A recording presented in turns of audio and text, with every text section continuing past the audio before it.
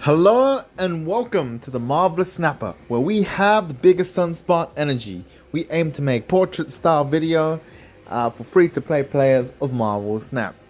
We're a bit late to the party, but we just wanted to quickly have a chat or a read of the OTA balance update from 3-4 days ago, and just have a quick discussion of our thoughts of the changes and what it means for us as a early pool 3 player.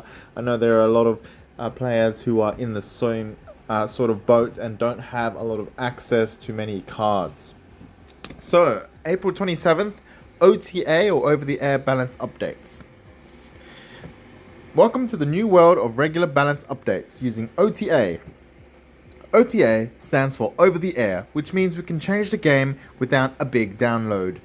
We're making 4 changes today to freshen up the game balance. Let's dive right in. Shana. Old.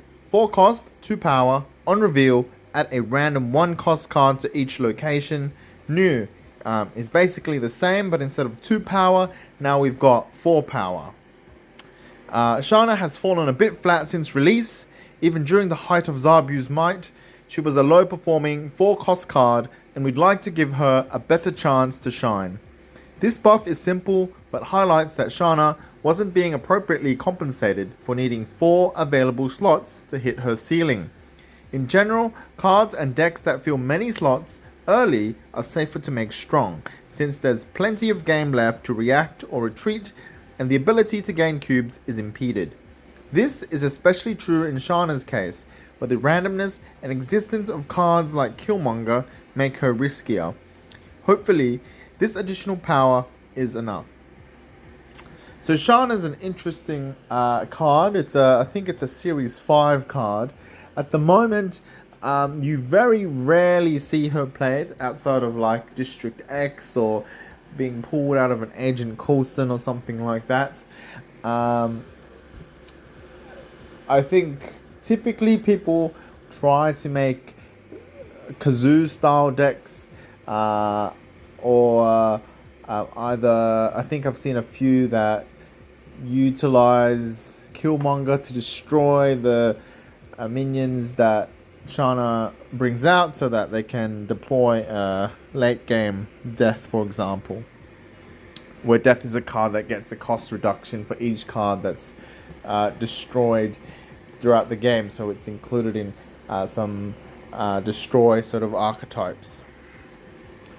For early pool 3 player, this is not a deck that you come across a lot and it's not generally a card you have access to unless you want to spend your collector tokens on Shana.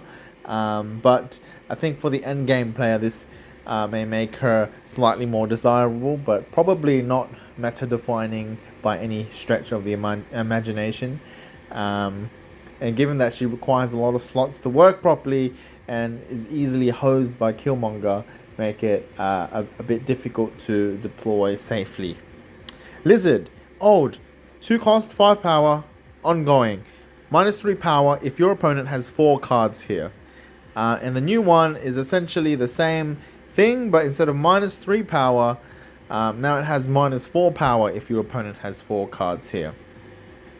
When one card becomes a clear outlier on play rate because it's playable in a huge number of decks, that's something we flag and keep an eye on. That doesn't mean we always take action. It's important for us to keep in mind that the series structure can serve to make cards appear overplayed when they're actually just widely available. However, when we have a clear top card for the cost and can slice a little bit of strength away from it without necessarily dethroning it, that's largely a solid change for us to make. So that's what's happening here with arguably the softest nerf we've ever made. So previously, I think when there's 4 opponents there, Lizard becomes a 2/2, and I think that's not terribly bad. But now it becomes a 2/1, which is pretty bad in terms of power to cost ratio. So it becomes slightly more of a play around card, I guess. You have to just keep more in mind what your opponents are playing there. Perhaps you save a late Killmonger to make sure that the slot is not filled up, or you could storm a lane early and put down some early power with 2-5 without incurring the cost of having 4 opponents there. I think you would still play. Still see a lot of Lizard around, but some people might opt not to put Lizard in the 2 power spot. Sorry, 2 cost slot, because there are other cards that offer a guaranteed amount of power, like for example Cloak or Colleen Wing or something like that. Colleen Wing probably not. That's probably a build around card as well, but Jeff sort of fits nicely into that slot as well. Or some other people might decide to switch out to Scorpion, for example.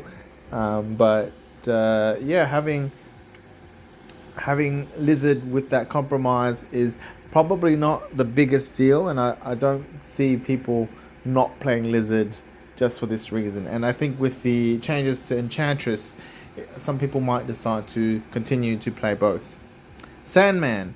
Old, 5 cost, 5 power. Ongoing, players can only play 1 card a turn. Now, the card has been reduced in power to 3, but everything else is the same. Since Sandman's changed from a 4-1 to a 5-5, we've seen him become a foundational piece of an electro-based strategy that slows down the opponent and makes his effect feel asymmetrical by contesting multiple lanes with Doctor Doom or just some heavy hitters.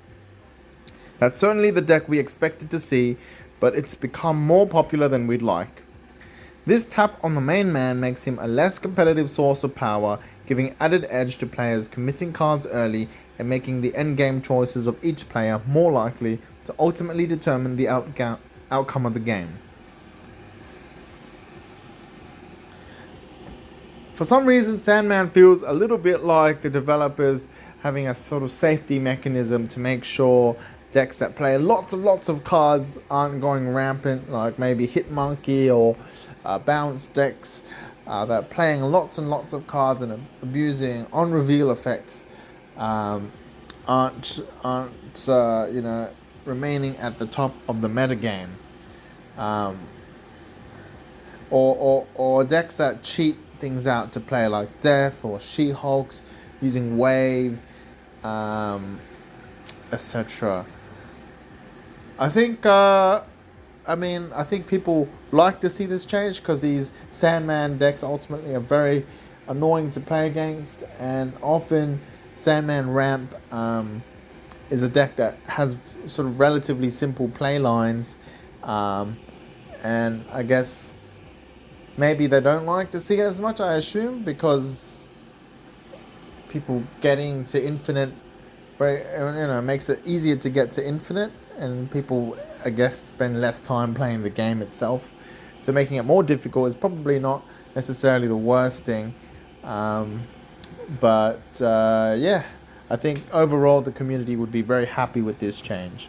Enchantress, old, 4 cost, 4 power on reveal, remove the abilities from all ongoing cards at this location.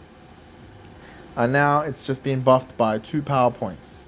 It's been particularly telling to us that in a world where Armor, Patriot, Dark Hawk, Devil Dinosaur, Sandman, Blue Marvel, and even Null are major players, that Enchantress is a poor performer on both popularity and actually winning. There are mitigating factors, of course, energy curves, priority battles, and so forth.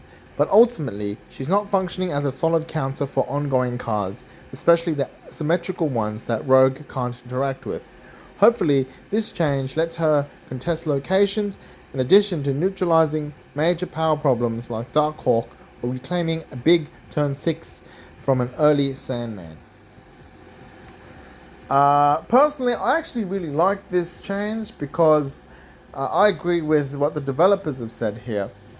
There are so many ongoing cards, especially, early game you see a lot of Devil Dino being played, and late game it's like, not She-Hulk, it's Dark Hawk, for example, Null, And yeah, these cards are often very difficult to deal with, and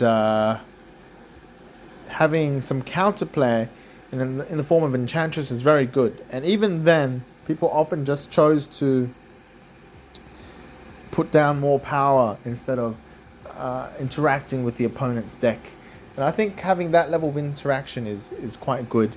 And Enchantress is a card that everyone has access to essentially, past pool 2 or pool 1 even. And you know, dealing with an opponent card often sets you back a little bit in terms of tempo. But now that Enchantress has a power buff, you don't mind playing it just as, you know, a tempo piece, but also you're not behind tempo if you're dealing with an opponent's big threat at the same time. And often, like, you want to play Enchantress to remove another ongoing ability, not necessarily just to deal with the opponent's power. For example, you might want to remove armor from a lane or something like that. It still gets shut down by Cosmo, unfortunately, so depending on the threat, for example, Devil Dino, it's still very hard to deal with because Enchantress doesn't deal with it. Rogue wouldn't deal with a protected Devil Dino. So Cosmo still trumps everything. But now that Enchantress is more powerful, it makes it more likely to be able to slot into certain lists as a control piece. So I really like this change, personally speaking.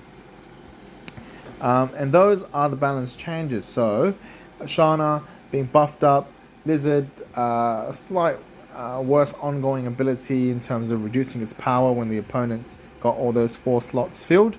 Sandman, power dropped by 2 points, and Enchantress, power buffed by 2 points.